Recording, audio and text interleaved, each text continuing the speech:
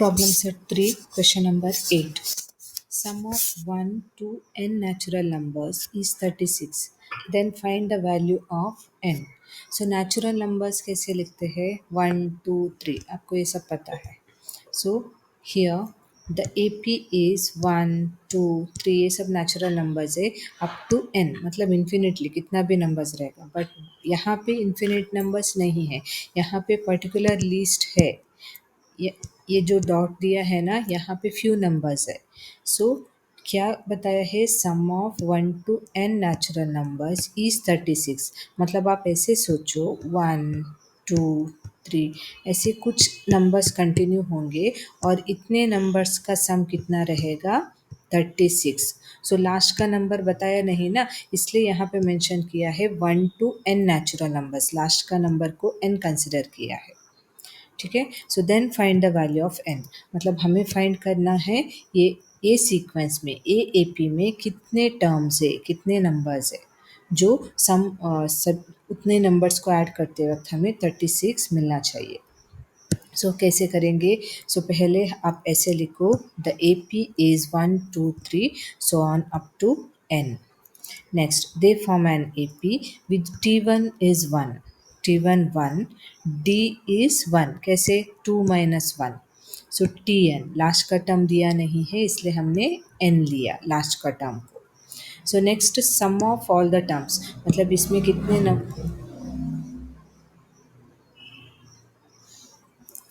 मतलब ये सीक्वेंस में कितने नंबर्स हैं ना उनका सम कितना है 36. मतलब Sn is equal to 36. So first term and last term दिया है ना. फर्स्ट टर्म क्या है 1, लास्ट टर्म क्या है n. सो एस एन का फॉर्मूला हम कैसे लिखेंगे, ये वाला फॉर्मूला यूज़ करेंगे. S n is equal to n by 2 into T1 plus Tn. So calculation कैसे रहेगा यहाँ पे मैं सेपरेटली आपको एक्सप्लेन कर रही हूँ. एस एन का फॉर्मूला, एस एन का वैल्यू कितना है 36 इज इक्वल टू n दिया नहीं है n by 2 T1 first term and last term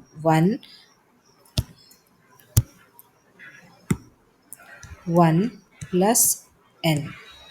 next ये जो डिवाइड बाई 2 है ना 2 को हम इस तरफ लेंगे. मतलब नेक्स्ट स्टेप में 36 into 2 is equal to n into 1 plus n. ये स्टेप यहाँ पे दिया नहीं है तो यहाँ पे ये स्टेप आएगा. सो 36 इंटू 2 कितना 72 is equal to n into 1 1n. Normally coefficient 1 हम लिखते नहीं ना. सो n प्लस ये वाला plus n into n square.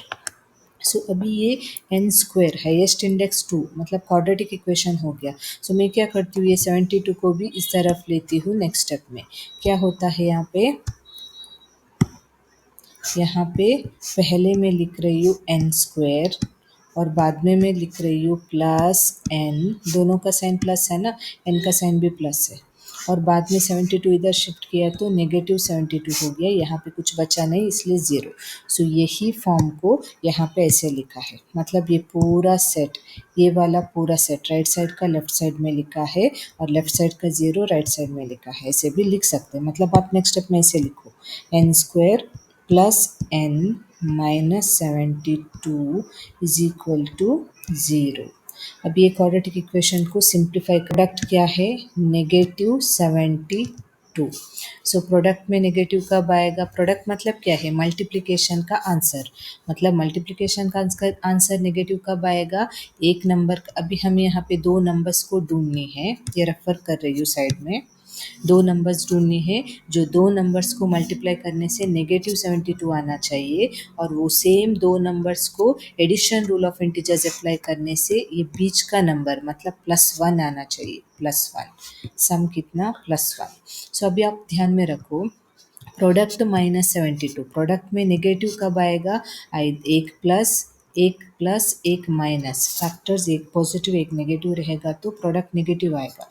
और आप यहाँ पे एक साइन एक एक साइन पॉजिटिव एक साइन नेगेटिव है तो एडिशन रूल में नंबर्स को क्या करना पड़ेगा, नंबर्स को सब्ट्रैक्ट करके बिगर नंबर साइन डालना पड़ेगा, करेक्ट है। मतलब हमें नंबर्स ऐसे ढूंढने हैं, मल्टीप्लाई करने से दो नंबर्स को 72 आना चाहिए और सब्ट्रैक्ट करने से 1 आना चाहिए। सो 9 8 जार मैच होता है ना, 9 8 जार 72, वही 9 माइनस 8 1। और यहाँ पे सम में बिगर नंबर, यहाँ पे सम में पॉजिटिव है ना, सो बिगर नंबर जो 9 है पॉजिटिव होना चाहिए क्योंकि यहाँ पे पॉजिटिव है, और स्मॉलर नंबर नेगेटिव होना चाहिए। ये फैक्टराइजेशन ऑलरेडी आपको क्वाड्रेटिक इक्वेशन एक लेसन चैप्टर में सिखाया था, तो सेम मेथड यहाँ पे कर रहे हैं। So n square first and last term कुछ चेंजेस नहीं होगा, सिर्फ बीच का +1 n के बदले में हम लेंगे ये दो फैक्टर्स, मतलब +9n -8n। अभी देखो +9n -9, +1n होता है ना। सो नेक्स्ट -72, लास्ट का टर्म एज इट इज। अभी सुनो, यहाँ पे first and last term changes नहीं हुआ और बीच का नंबर्स को स्प्लिट किया है, बीच का टर्म को स्प्लिट किया है। सो अभी ग्रुप बनाएंगे फर्स्ट दो टर्म्स का और लास्ट दो टर्म्स का। इसमें n स्क्वायर एंड n में n कॉमन लेंगे, सो क्या बचेगा n+9। मतलब एन स्क्वायर में से एक एन बाहर लिया तो एक एन यहाँ पे रहेगा और पॉजिटिव एज इट इज, और 9 एंड एन में से एन ऑलरेडी बाहर लिया है, सो ए 9 यहाँ पे लिखना है। यहाँ पे दोनों नेगेटिव है, सो नेगेटिव साइन बाहर लेने वाली को। सो 8 एंड 72 कौन से टेबल से डिवाइड होता है, 8 का टेबल, सो 8 लिया। सो अभी देखो फर्स्ट टर्म में -8 बाहर लिया तो क्या बचेगा, n अंदर बचेगा। और हमेशा ब्रैकेट से बाहर नेगेटिव लिया तो ऊपर का जो टर्म्स है उनका साइन रिवर्स हो जाता है, मतलब यहाँ पे नेगेटिव जो है यहाँ पे पॉजिटिव n हो गया, यहाँ पे नेगेटिव ये पॉजिटिव होता है, ये वाला negative. So 8 how many times 72, 8 9s are 72, so 0। अभी लाइक टर्म्स मिला ना, टर्म्स नहीं, कॉमन टर्म क्या है, 9 प्लस n+9, ये कॉमन लेंगे तो क्या बचेगा यहाँ पे n and -8, so n -8 is equal to 0। मतलब therefore n+9 is equal to 0 और n-8 इज इक्वल टू 0। सो क्या होता है, n इज इक्वल टू +9 को इस तरफ लिया तो -9 होगा, और यहाँ पे n इज इक्वल टू -8 को इस तरफ लिया तो +8 होगा। अब यहाँ पे देखो नेचुरल नंबर्स बताया, नॉट ओनली नेचुरल नंबर्स, अभी number of terms in the sequence, कौन सी भी एक सीक्वेंस में कितने टर्म्स है वो हम 1 2 3 4 ऐसे ही काउंट करेंगे ना, नेगेटिव वैल्यू नहीं रहेगा, सो हमेशा ये पॉजिटिव है। सो यहाँ पे दिया है n is not equal to -9 as n is natural,